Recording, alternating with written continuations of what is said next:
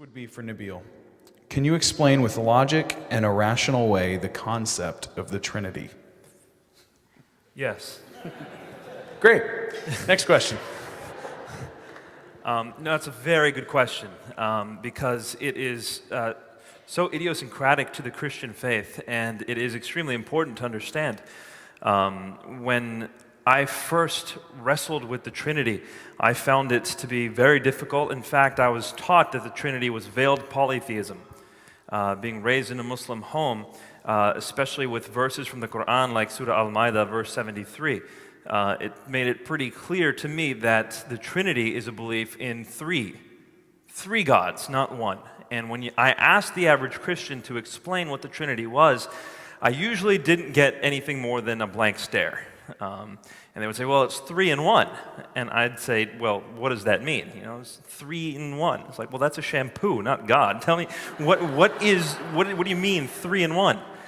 And generally speaking, I wouldn't get a response. I'm going to cut to it so that we can have more questions. It's important to be able to articulate the doctrine of the Trinity if you believe in it. If you believe in it, be able to articulate it. Otherwise, you don't really know what you believe in, and you don't actually believe it. You want to believe it, but you don't know what it is. So be able to articulate the doctrine of the Trinity. The doctrine of the Trinity is the belief that God is one in being and 3 in person. 1 in being and 3 in person. So right off the bat, it's not a contradiction. Because if I were to say it's 1 in being and 3 in being, that is a contradiction. It's 1 in being and 3 in person. So what's the difference between a being and a person? A being is that quality or that essence or that substance, whatever you want to call it. A being is that which makes you what you are. And a person is that quality or that essence that makes you whom you are. So a being is that which makes you what you are. A person is that which makes you whom you are.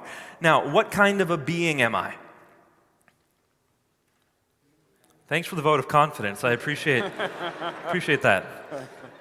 Human being. I'm a human being, just so you know. Now, who am I? I am Nabeel Qureshi. So what I am is a human being. That's my being. Who I am is Nabeel. That's my person. The two are not the same thing. All of us in here share essentially the same type of being that we are. We are human beings, but none of you share essentially the same kind of person that I am. We're all different persons. So the characteristic of a being is very different from that of a person. I am one being with one person. God is one being with 3 persons, Father, Son, and Spirit. Is there anything like that on this earth? No.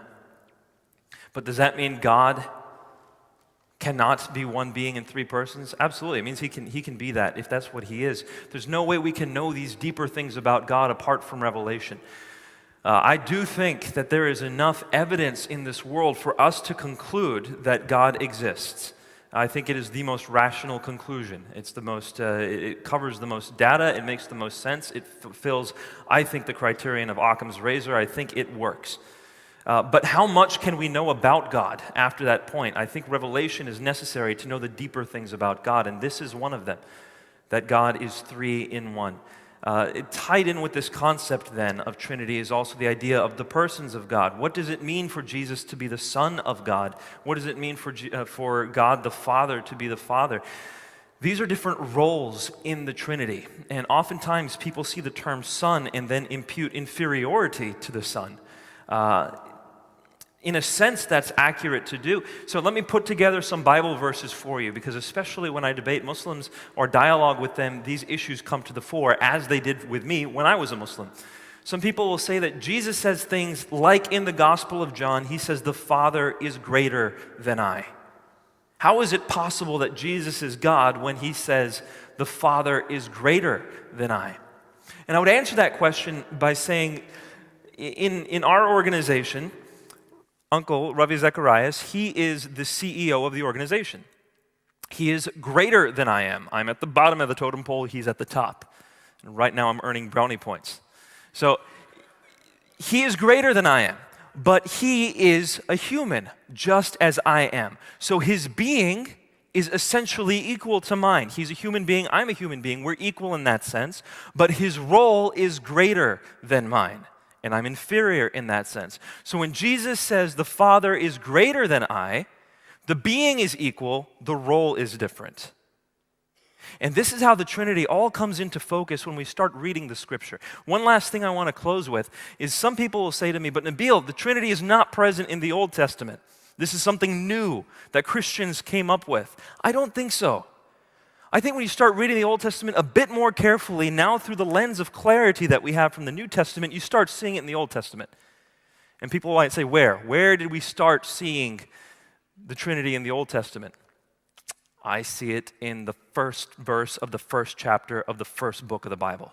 Genesis chapter 1, verse 1. It says, in the beginning, God created the heavens and the earth. Well, let's take that back into the Hebrew. It says, Elohim created.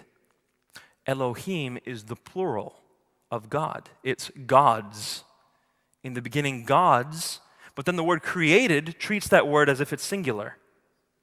In the beginning, gods created, as if it were singular. So right there at the very beginning of the Old Testament, you have plurality and singularity in the Godhead. You see it again in the very same chapter where it says, we. God refers to himself as we, plurally. How can God refer to himself plurally? And some people say, well, the Queen of England does that. The plural of majesty was not used in Hebrew at that time. It was not convention. And then also when God says, we will create man in our image, male and female, we will make man. Male and female, in his image, and then it goes to plurality once again. Multiple times plurality in the Godhead. I'll end by saying this. In the Shema, this is the statement that Jews would often recite twice a day. Shema Yisrael, Adonai Eloheinu, Adonai Echad. Hear, O Israel, the Lord our God, the Lord is one.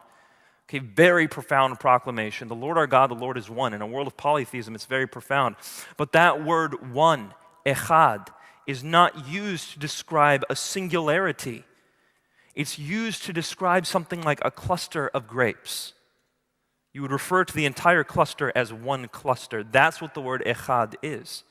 So even in the Shema, we have shades of the Trinity. It's just clarified through the person of Jesus, and it explains so much of what happens in the gospel. And I think, there's a lot more we could discuss here, but I think it's one of the most beautiful teachings about the depth of God's character and how he is unlike anything in this universe.